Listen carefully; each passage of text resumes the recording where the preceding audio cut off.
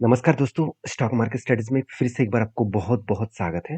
तो इस वीडियो के अंदर बहुत इम्पोर्टेंट्स कुछ टेक्निकली चार्ट पैटर्न्स के बारे में चर्चा करूँगा, तो इस वीडियो को लास्ट तक देखना। सबसे पहले मैं डिस्कशन करूँगा टाटा मोटर्स के बारे में।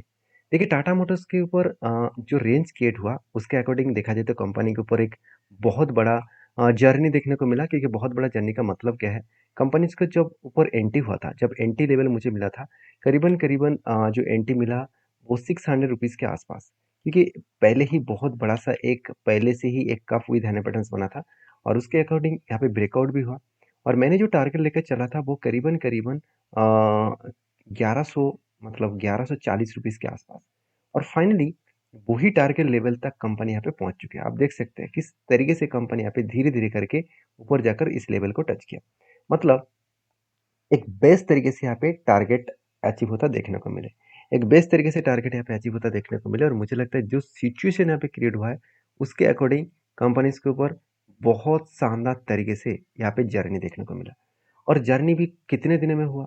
देखिए, टोटल ओवरऑल बात करूँ जहाँ पे एंट्री बने थे, उस लेवल से अगर मैं टॉप तक देखूँ, तो 355 डेज़ मतलब ऑलमोस्ट देखा जाए तो 1 साल। तो 1 साल में कितना रिटर्न मिला? अराउंड 89% के आसपास। तो यही होते हैं पावर। तो आपको इस पावर को ढूँढने के लिए आपको कंपनी के ऊपर डीपली रिसर्च करना होगा। फंडामेंटल क्या है, फाइनेंशियल क्या है, टेक्निकली कहाँ पे बना है।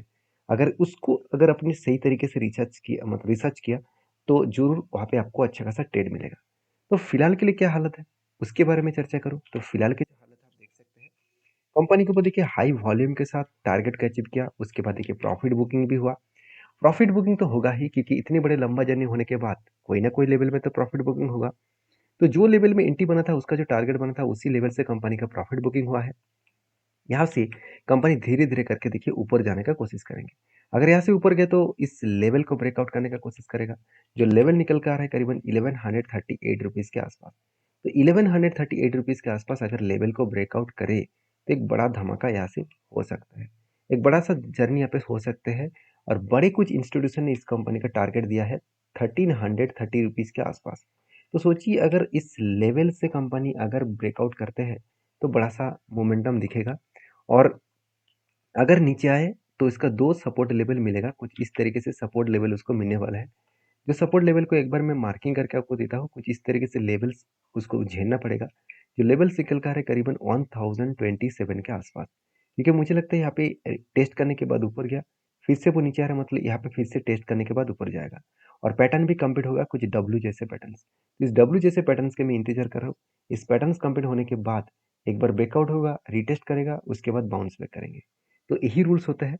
इसी तरीके से रूल्स को फॉलो अप करके कंपनी काम करते हैं। इसका कोई 100% गारंटी तो है नहीं कि कंपनी यहाँ पे आएगा, रिटेस्ट करके ऊपर जाएगा।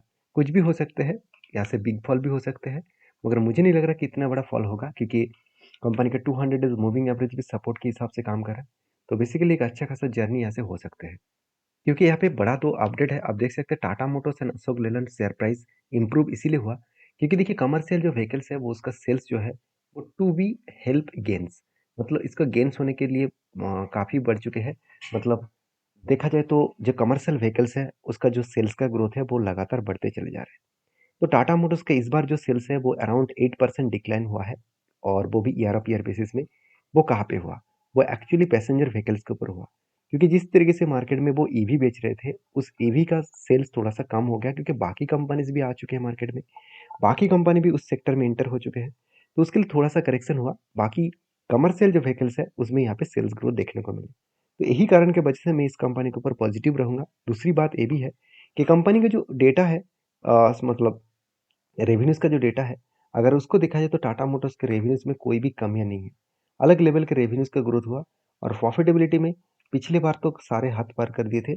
17,500 करोड़ का प्रॉफिट किया, जो टीसीएस को भी बीट किया था। टीसीएस का भी इतना प्रॉफिट नहीं हुआ था। तो इंडिया इंडिया के सबसे बड़े टाटा ग्रुप के सबसे बड़े कंपनी टीसीएस है, उसको भी बीट करके आगे बढ़ गए थे। तो सोचिए कंपनी का प्रॉफिट इतना शानदार हुआ, उसके बाद फिर से जो करेक्शन हुआ, वो भी कुछ बुरी तरीके से हालत में नहीं है। चलो ठीक-ठाक ही है। तो इस तरीके से वोलेटिलिटी के पीछे रीज़न कौन-सा है, वो मैं आपको बता दूँ कि क्या सही में पिछले क्वार्टर्स में बहुत ज़्यादा सेल्स हो गया था, बहुत ज़्यादा प्रॉफिट हो गया था? बिल्कुल नहीं। एक्चुअली कंपनी के ऊपर क्या हुआ आप ध्यान से देखना कि कंपनी के ऊपर देखिए प्रॉफिटेबिलिटी जो ग्रोथ है, ऑपरेटिंग प्रॉफिट जो मार्जिन है, वो 13 से 14% के आसपास ही है। पिछले बार भी इसी सेम टू सेम था, इस बार भी सेम टू सेम है। तो सबसे ज़्यादा ग्रोथ क्यों हुआ? क्योंकि देखिए कंपनी को पिछली बार टैक्स का छूट मिला, तो टैक्स उसको देना नहीं पड़ा, उल्टा टैक्स को उसको रिफंड मिला, तो जिसके चलते कंपनी का प्रॉफिट मार्जिन ज़्यादा दिखा। बाकी कंपनी का प्रॉफिट तो ठीक ही चल रहा है, जैसा चलना चाहिए था उसी तरीके से चल रहा है। हाँ, एक खासियत पॉइंट यही है कि कंपनी धीरे-धीरे करके खुद के कर्ज़ों को बहुत मतलब कंट्रोल कर रहा है। जैसे एक टाइम 1,24,000 करोड़, 1,46,000 करोड़ का कर्जा हो गया था। आज वो घट के 1,07,000 करोड़ के आसपास देखने को मिला। मतलब जो कर्जा है उसके अकॉर्डिंग बात करूँ तो कंपनी के जो बोरिंग्स है वो कुछ इस तरीके से लेवल्स में देखने को मिला।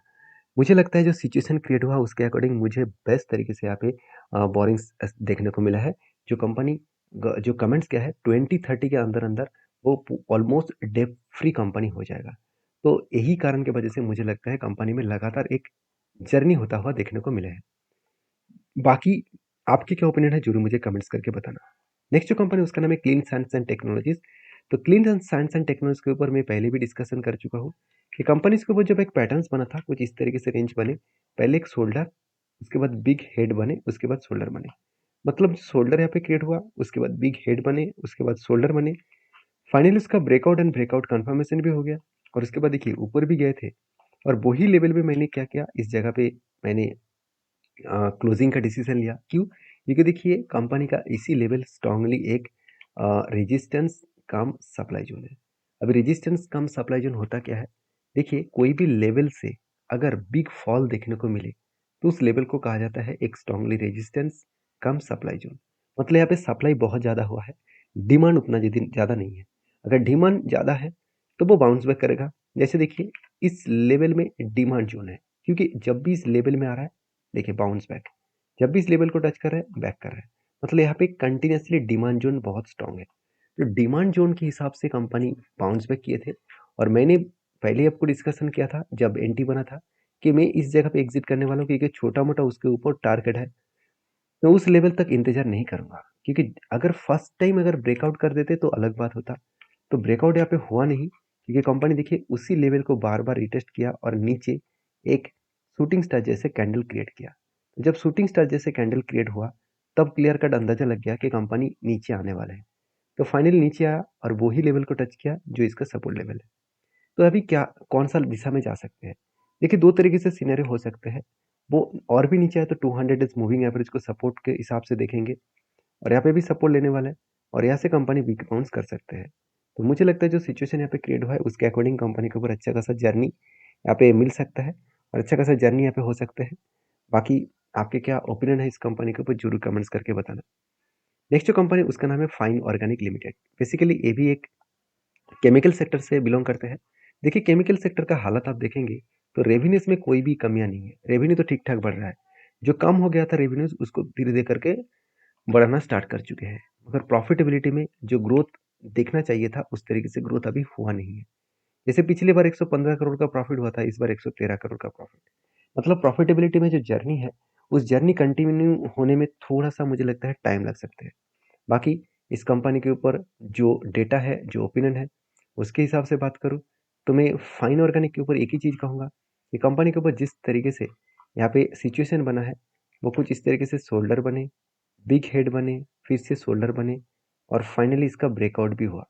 तो इस ब्रेकआउट के हिसाब से मैंने इस जगह पे जो डिसीजन लेने की कोशिश किया, मैंने डिसीजन यहाँ पे नहीं ले पाए और उसके पीछे रीज़न भी है। क्योंकि देखिए कंपनी के ऊपर जब ब्रेकआउट हुआ, ब्रेकआउट कन्फर्मेशन भी हुआ, तो उस टाइम इस कंपनी के ऊपर मैंने जो देखा कि जो रेंज निकल कर है वो 20% के आसपास है। तो उससे पहले जो यहाँ पे देखिए बार-बार जो कप विद 100 बना था, तो वो जो देखिए जो पैटर्न यहाँ पे क्रिएट हुआ था, मुझे चाहिए था कोई भी एक हैंडल पैटर्न इस कप के नीचे नहीं जाना चाहिए। तो यहाँ पे हुआ क्या? इस नीचे को टच किया। यहाँ पे भी ये भी तो एक हैंडल है, क्योंकि उससे पहले तो ब्रेकआउट हुआ नहीं। अगर उससे पहले ब्रेकआउट हो जाता तो चलो कोई बात नहीं। तो उससे पहले ब्रेकआउट हुआ नहीं, तो जो लो बना कप हैंडल का वो कप के लेवल को टच किया। तो इसलिए स्ट्रैटेजीज को मैंने यूज़ नहीं किया। सर मार्किंग करके रखा हो कि सही में इस तरीके से स्ट्रैटेजीज में दम होता है कि नहीं होता है वो देखने के लिए। तो यहाँ पे बहुत ज़्यादा वोलेटिलिटी चल रहा है। अभी मैं इसी के लिए इंतज़ार कर रहा हूँ कि इस हाई लेवल तक 6238 लेवल तक जाने का चांसेस करता है कि नहीं करता है, वो मुझे देखना चाहिए।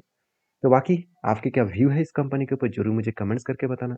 और नेक्स्ट जो कंपनी है उसके बारे में चर्चा करूँ, उसके नाम है टाटा एल्क्सी।